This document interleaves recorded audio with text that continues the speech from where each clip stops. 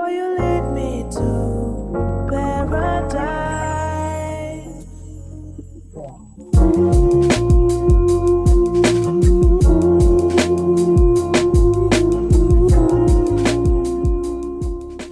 Hey, what's going on, everybody? My name is Curtis, and today I'm going to review Season 10, Episode 1 of Love and Marriage, Huntsville. The episode starts off with Tisha Marceau, and I just want to say this really quickly. Tisha looks good. She looks really nice. I just wanted to point that out. But Tisha, she's in the kitchen. She's talking to her son about cooking and also about college. And then her mom, Wanda, comes in. And it appeared as if it's going to be like a nice, lovely little gathering between them. But it quickly goes to shit after Wanda brings up the woman that Martell was talking about in the video. Marceau is curious if she heard his original response, and she tells him that she does not give a fuck about his original response and that she wants to hear his response right now. So he tells her that he does not know the woman that he's talking about and that it's all made up. And then Wanda tells us in the confessionals that she does not believe him and that she's going to do everything she can to get to the bottom of it, and I believe her. After this, we see Maurice, Kimmy, and Maurice Jr. in the kitchen. And side note, we need to get a new nickname for Maurice Jr. because Monster is not going to cut it. Not at the ripe age of 18. He's a grown man now. Let's lose that nickname. Maurice and Kimmy are talking to him about college and the importance of making the right decisions, regardless of what his friends are doing. Maurice asks him if he has heard about his DUI, and he says yes. He tells him that his friends brought it up and that they were joking about it. Maurice asks him if those same friends made jokes once they found out that the charges were dismissed, and he says no. And so Maurice tells him that people tend to talk shit and create narratives, but fail to follow up or correct themselves after it's been determined that something was a lie or something was not as serious as they originally presented, and I agree with him on that. Maurice Jr. gets up and walks away, and then Kimmy and Maurice have a conversation about Kimmy showing properties, Scott Manor, and also talk about Chris and the fact that he was allegedly talking shit about Maurice in regards to side chicks and the fact that they should sign NDAs. And I just roll my eyes because I'm just like, are we still talking about Maurice and Marceau allegedly cheating on their wives? This is a storyline that will never end. Next, we see Destiny, and she tells us that not only is she working on her e-commerce store, but that she's also in real estate. She tells us that she has had her license for about 20 years, and that she's currently in the process of selling the property, but she has to sell it as it is, and also it's going to be for a reduced price. It does not appear that she is too happy about that, but she has to do what she has to do. Martell comes over to visit her, and she asks him if he'll be willing to put her on the listing. And he looks surprised. You can tell that he was not expecting her to ask him that on camera. He tells her that there are actually already agents on the listing, but she tells him that she does not care and that he needs to figure out a way to include her on the listing, and he tells her that he will see what he can do. Destiny decides to pivot and asks Martell what he's been up to, and he tells her that he has decided to commit to the woman that he had a side baby with. And side note, I do want to point this out. She is beautiful, she is gorgeous, she is pretty. I just wanted to point that out. And I will say initially I was surprised that they showed a picture of her and allow her to be spoken on so freely, but then I thought about it, okay, well, Melody is no longer here, so I guess it is what it is. He then asks Destiny about her love life or lack thereof, and she tells him that she found out that Lance had a baby on the internet 10 minutes after he texted her saying Happy Thanksgiving. I was just like, damn, that sucks. She asked him about the video that he posted about Marceau, and he basically tells her that it is what it is. He said what he said, and it's going to be what it's going to be. And then, at this point, she tries to reason with him, says that, he's better than this, but it's clear that he is out for blood, and there's really nothing that she can say to calm him down. Ken and Marquez meet up to talk, and Marquez tells Ken that he appreciates the fact that he reached out to him after the reunion. Ken tells him that he wants to build a bond with Marquez and hopes to create a better environment for the kids. He also tells him that he respects him as a father, as a man, and also tells him that he will never be able to fill his shoes as a kid's father. And I was glad that he said that because I feel like that's something that Marquez really needed to hear directly from him. Marquez tells him that he wants to be more involved, but he's unsure about how he should go about it because Trish is not talking to him right now. Ken tells him that Trish does not feel like he's responsible, nor does she feel like he is trustworthy.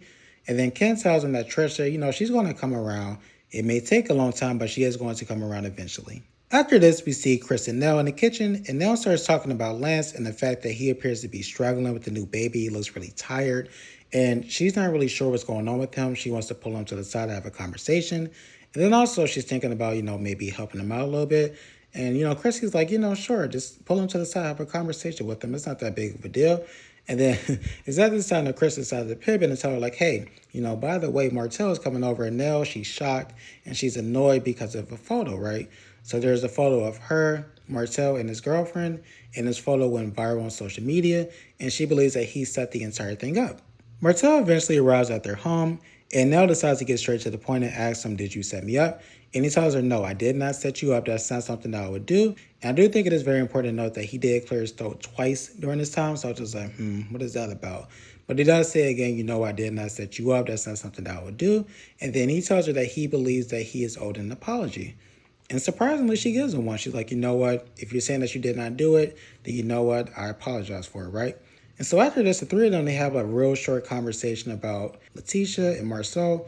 And I thought it was very interesting that Chris said that Maurice and Marceau lack transparency. So I was just like, I am very interested to see how this storyline plays out between them. But after this, Martell decides to pivot and asks Nell if Lance had a baby on Destiny. She laughs it all and tells him to go talk to Lance if he really wants to know. After this, we see Ken and Trisha. They are in the car, and Ken tells Trisha about the conversation that he had with Marquez. He tells her that they are now in a much better space, and that he feels like she and Marquez should look to do the same. She tells him that she is not sure because she feels like he has some kind of motive.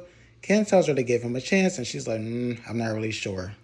Later on, Trisha's friend Sharon comes over to the house, and the two of them begin to have a conversation about Marquez and Ken's newfound friendship. Trisha believes that Ken is just trying to coexist, while Marquez is basically trying to irritate her.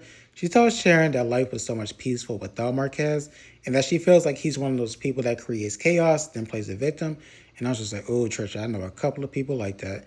She goes on to tell Sharon that Ken told her that Marquez has moved to Alabama, which should be a good thing, but the problem is the kids have not been over to his new place yet, and she's irritated about that, and I completely understand where she's coming from. Sharon believes that he should focus more on building a relationship with his kids instead of trying to build a relationship with Ken, and it's like I agree and disagree at the same time because I do believe he should, of course, focus on building a relationship with his kids, but he also should focus on building a relationship with Ken because Ken is the man of the house, so therefore he does need to be in good standing with him when it comes to being around, coming to the house, picking up the kids. So I feel like the focus should be on building relationships with everyone, opposed to just focusing solely on the kids. That's just my opinion. You all may disagree, but that's just how I feel.